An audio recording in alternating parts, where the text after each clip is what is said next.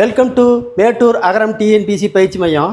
இன்றைக்கி பார்த்திங்கன்னா நம்ம ஜாகிரபியை பற்றி பார்க்க போகிறோம். அதாவது பார்த்திங்கன்னா போட்டித் தேர்வுக்கு யார் யார் படிக்கிறீங்களோ ஓகேங்களா, இந்த ஜாகிரபி மிக முக்கியம். அதை நம்ம ஷார்ட்கட் மெத்தடில் எப்படி நம்ம அந்த 5 கொஷினோ அல்லது வேறு போலீஸு பேங்கிங்கு ஓகேங்களா யூபிஎஸ்ஸு எல்லாத்துக்குமே ஜாகிரபி நமக்கு கவர் ஆகும். ஓகேங்களா, நமக்கு டிஎன்பிசியினுடைய சிலபஸ் காப்பியில் இந்தியாவினுடைய அமைவிடமும் மற்றும் நிலத்தோற்றமும் வடிகால் அமைப்பும் அப்படிங்கிற டாபிக் பற்றி தான் நம்ம இன்றைக்கி பார்க்க போகிறோம். ஓகேங்களா, கண்டிப்பாக மிஸ் பண்ணுறாத பாருங்கள். இந்த வீடியோ நீங்கள் புக்கு படிக்கவே தேவையில்ல, ஆட்டோமேட்டிக்காக உங்களுக்கு மண்டையில் பதிவு வைக்கிற மாதிரியே உங்களுக்கு இந்த வீடியோ உங்களுக்கு வந்துடும். ஓகேவா, வாங்க வீடியோவுக்கு போவோம். பாரு, இந்தியாவினுடைய புவியினுடைய அமைவிடம் இது பார்த்திங்கன்னா 10th சோசியல் சயின்ஸில் இருக்குது. ஓகேங்களா, 10th சோசியல் இந்தியா அமைவிடம் நிலத்தோட்டம் மற்றும் வடிகால் அமைப்பு. ஓகேங்களா, இந்தியா பார்த்தீங்கன்னா உலக பரப்பளவில் எத்தனாவது இடம் அப்படின்னு கேட்டாங்கன்னா 7வது இடம். ஓகேங்களா, எத்தனாவது இடம்? 7வது இடத்துல இந்தியா உலக அளவில் பரப்பளவில் 7வது இடத்துல இருக்குது. ஓகேங்களா, அதே பார்த்தீங்கன்னா ஆசிய கண்டத்தில் எத்தனாவது இடம்னு கேட்டாங்கன்னா 2வது இடம். ஆசிய கண்டத்தில் எத்தனாவது இடம்? 2வது இடத்துல நம்ம இருக்கோம். உலக அளவில் பார்த்தீங்கன்னா பரப்பளவில் 7வது இடம், ஆசிய கண்டத்தில் நம்ம எத்தனாவது இடம் அப்படின்னு கேட்டாங்கன்னா 2வது இடம். இந்தியா நிலப்பரப்பு எத்தனை சதுர கிலோமீட்டர்னா 32,87,269 சதுர கிலோமீட்டர். இந்தியாவினுடைய பரப்பு புவியினுடைய மொத்த பரப்பில் எத்தனை சதவீதம் அப்படின்னு கேட்டாங்கன்னா 2.4%. எத்தனை சதவீதம்? 2.4%. இந்தியாவின் நில எல்லை எத்தனை கிலோமீட்டர் அப்படின்னு கேட்டாங்கன்னா 15,200 கிலோமீட்டர். ஓகேங்களா, இந்தியா எத்தனை நாடுகளுடன் நில எல்லையை தொடர்பு கொண்டுள்ளது அப்படின்னு கேட்டாங்கன்னா 7 நில எல்லையும் கடல் எல்லை பார்த்தீங்கன்னா 2. கடல் எல்லை பார்த்தீங்கன்னா 2 கடல் எல்லை 2 கடல் எல்லையும் கொண்டுள்ளது. அதில் பார்த்தீங்கன்னா இந்தியா எந்த நாட்டுடன் அதிக எல்லையை பகிர்ந்து கொள்ளுதுன்னா வங்கதேசம் தான் அதிகமாக பகிர்ந்து கொள்ளுது. எத்தனை கிலோமீட்டர்னு கேட்டாங்கன்னா 4,156 கிலோமீட்டர். இந்தியா எந்த நாட்டுடன் குறைந்த எல்லையை பகிர்ந்து கொள்கிறதுனா ஆப்கானிஸ்தான் தான் குறைந்த அளவில் பகிர்ந்து கொள்ளுது. எத்தனை கிலோமீட்டர் கேட்டாங்கன்னா 106 கிலோமீட்டர். இந்தியா 3 பக்கங்களை சேர்ந்த கடற்கரையினுடைய நீளம், அதாவது 3 பக்கமும் எத்தனை பார்த்தீங்கன்னா 6,100 கிலோமீட்டர். அதே மாதிரி பார்த்தீங்கன்னா தீவு கூட்டங்களுடன் உடன் சேர்ந்து இந்தியாவுடைய கடற்கரை நீளம் எவ்வளோன்னு கேட்டாங்கன்னா ஓகேங்களா 7,516.6 கிலோமீட்டர். 7,516.6 கிலோமீட்டர்.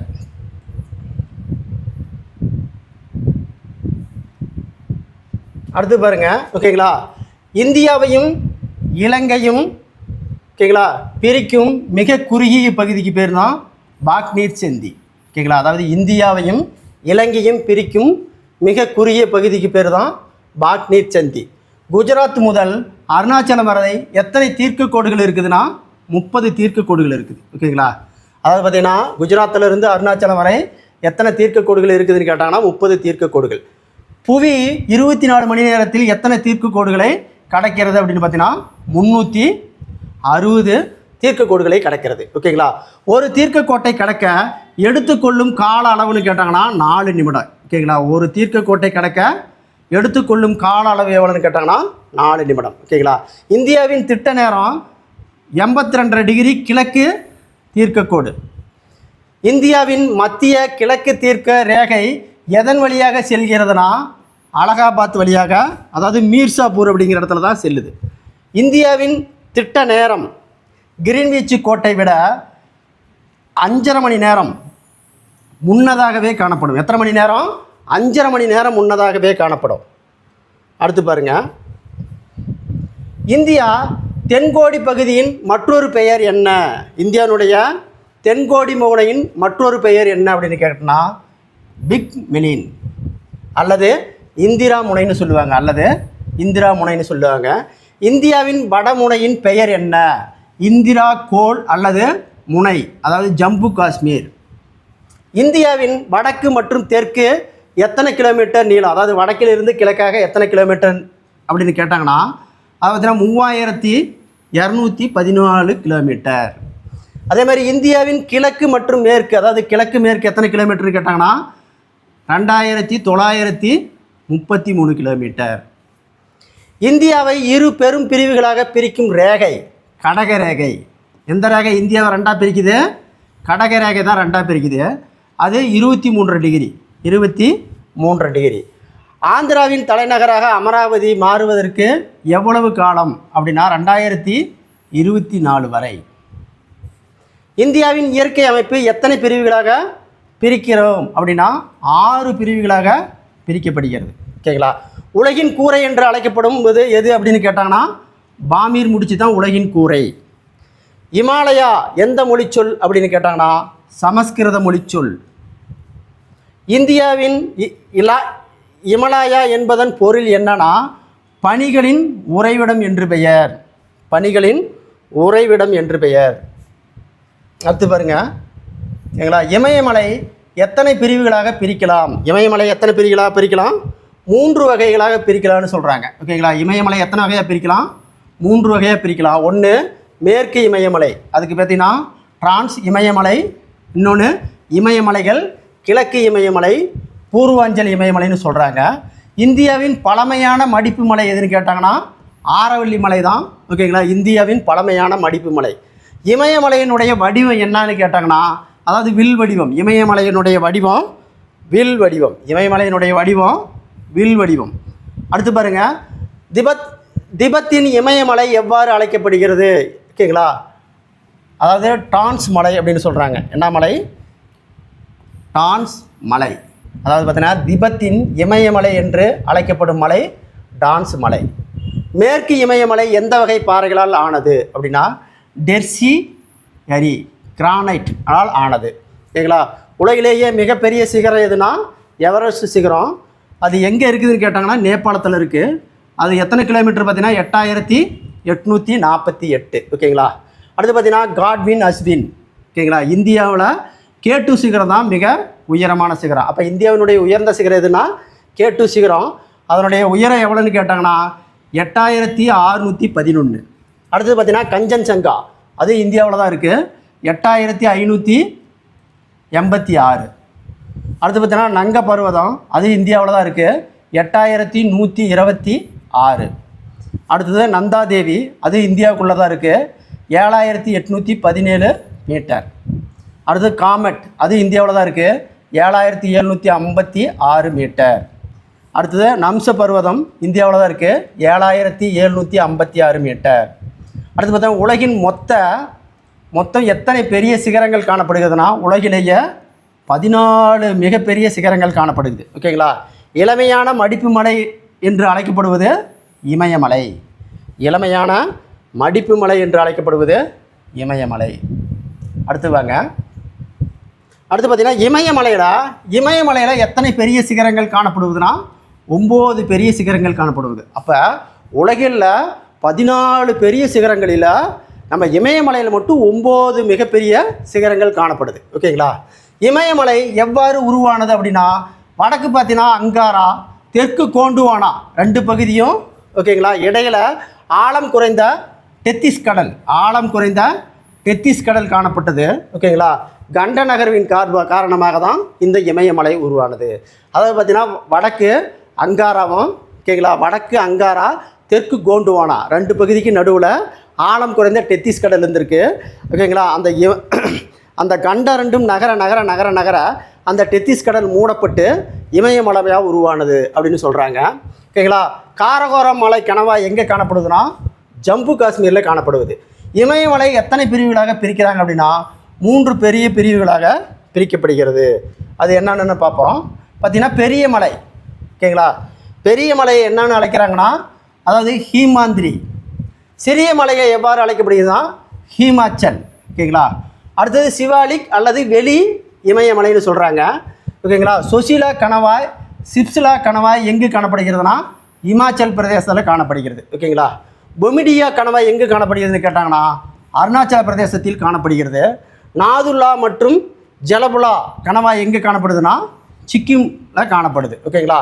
சாம்பார் ஏரியினுடைய மற்றொரு பெயர் என்னன்னு கேட்டாங்கன்னா புஷ்கர் ஏரி உப்பு ஏரி, இதுக்கு புஷ்கர் ஏரி, இதுக்கு உப்பு ஏரி. ஓகேங்களா. ஹேமாந்திர மலையில் உற்பத்தியாகும் ஆறுகள் அப்படின்னு பார்த்தீங்கன்னா கங்கோத்ரி, சியாச்சின். அடுத்து பார்த்தீங்கன்னா எவரெஸ்ட் சிகரம் எந்த மலைத்தொடரில் காணப்படுகிறது அப்படின்னா ஹீமாந்திரி, ஹீமாந்திரியில் தான் காணப்படுது. ஓகேங்களா. டூன் மற்றும் டூயர்ஸ் என்ற மலைப்பகுதி காணப்படும் மனிதன் வாழ ஏற்ற இடமாக அமைப்பது தான் சிவாலிக் மலைத்தொடர், சிவாலிக் மலைத்தொடர்.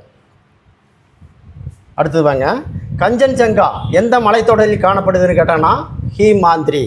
கஞ்சன்சங்கா எங்கே காணப்படுகிறது? ஹீமாந்திரியில் காணப்படுவது. ஓகேங்களா.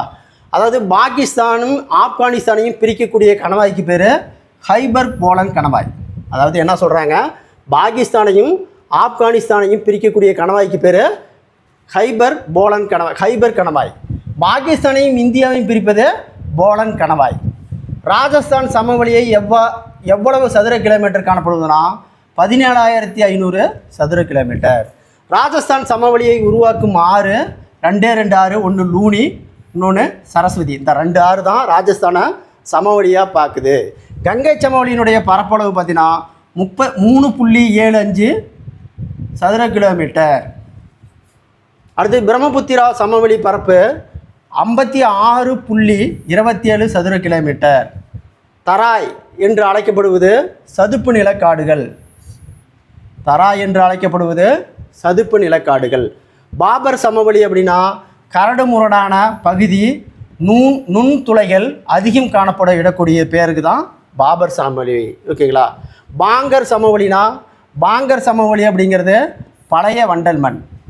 காதர் சமவெளி என்பது புதிய வண்டல் மண். ஓகேங்களா. அதுக்கு பெட்டு நிலம்னு சொல்லுவாங்க, அதுக்கு பெட் நிலம்னு சொல்லுவாங்க. அடுத்து பாருங்க. ஓகேங்களா. அதாவது வடக்கு பகுதியில் காணப்படும் சதுப்பு நிலம் எவ்வாறு அழைக்கப்படுகிறதுனா பில்ஸ். ஓகேங்களா. வண்டல பகுதியில் காணப்படும் சதுப்பு நில பகுதி எவ்வாறு அழைக்கப்படுகிறதுனா அதுக்கு பேர் பில்ஸு. ஆனைமலையின் உயரமான சிகரம் எது அப்படின்னு கேட்டாங்கன்னா ஆனைமுடி. ஓகேங்களா. அதாவது ஆனைமலையின் உயரமான சிகரம் ஆனைமுடி. எத்தனை கிலோமீட்டர் கேட்டாங்கன்னா 2695 மீட்டர். தீபகற்ப பீடபூமியின் இரு பிரிவுகளாக பிரிக்கக்கூடிய நதிக்கு நர்மதை தான் 2ஆக பிரிக்குது. ஓகேங்களா. அதாவது தீபகற்ப பீடபூமியை 2ஆக பிரிக்கக்கூடிய ஆறு நர்மதை. நர்மதை மற்றும் தபதி ஆறு மட்டும்தான் அரபிக்கடலில் கலக்கக்கூடிய இது விந்திய மலையின் 2ஆக பிளக்கப்படுகிறது. ஆரவல்லி மலையின் உயர்ந்த சிகரம் எதுனா குருசிக்கார். ஆரவல்லி மலையின் உயர்ந்த சிகரம் குருசிக்கார்.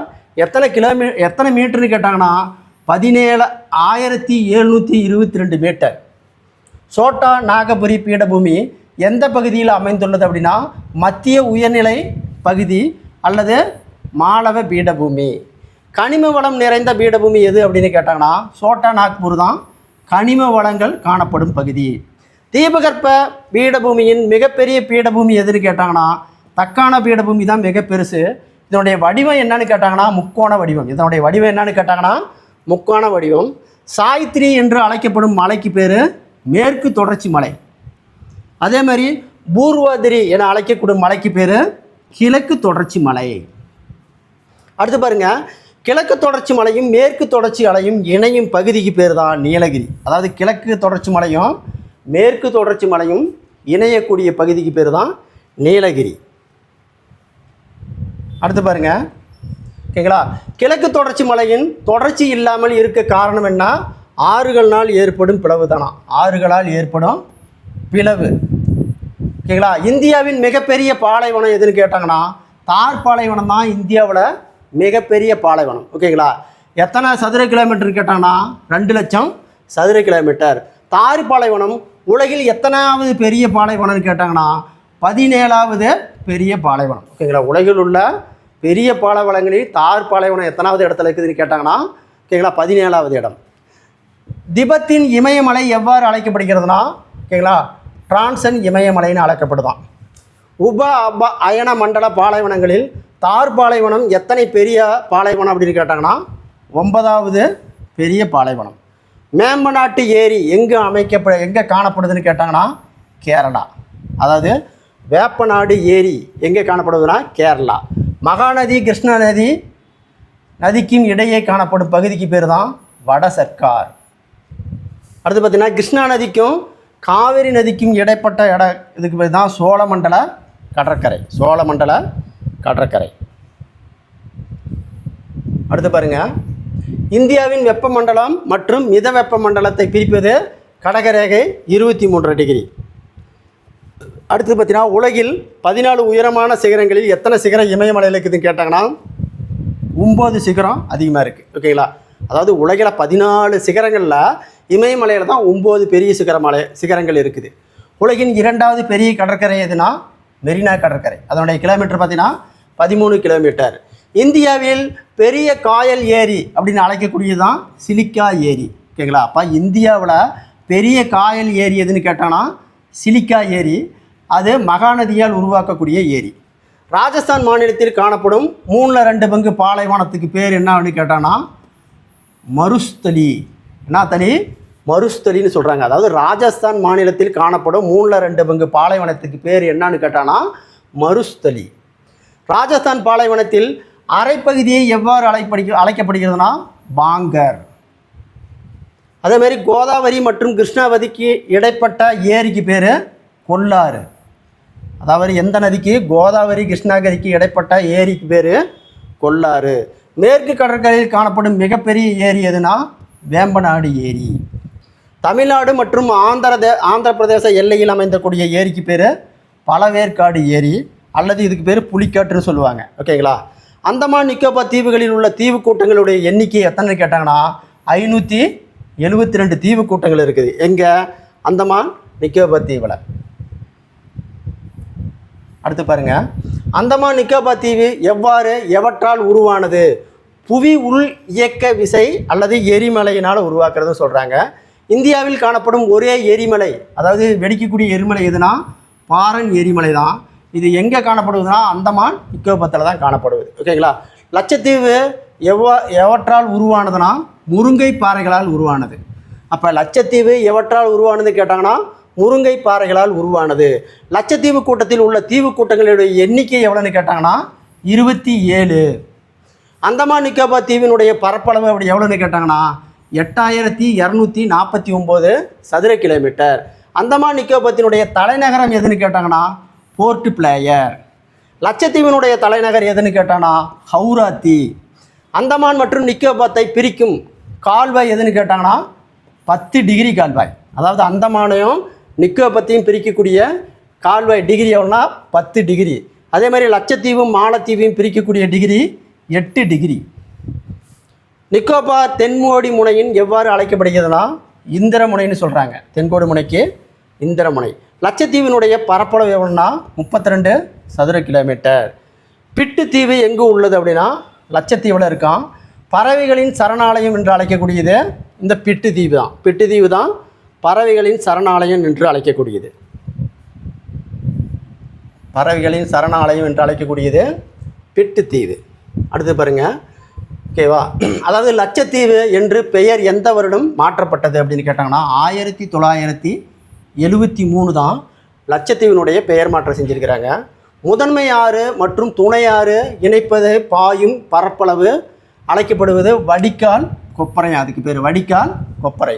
இந்தியாவின் வடபெரும் சமவெளிகள் எத்தனைன்னு கேட்டாங்கன்னா 4 சமவெளிகள் இருக்குது. அது என்னென்னு பார்த்தீங்கன்னா ராஜஸ்தான் சமவெளி, 2வது பார்த்தீங்கன்னா பஞ்சாப் ஹரியானா சமவெளி, 3வது கங்கை சமவெளி, 4வது பிரம்மபுத்திரா சமவெளி. சிந்து நதியினுடைய நீளம் எவ்வளோன்னு கேட்டாங்கன்னா ஓகேங்களா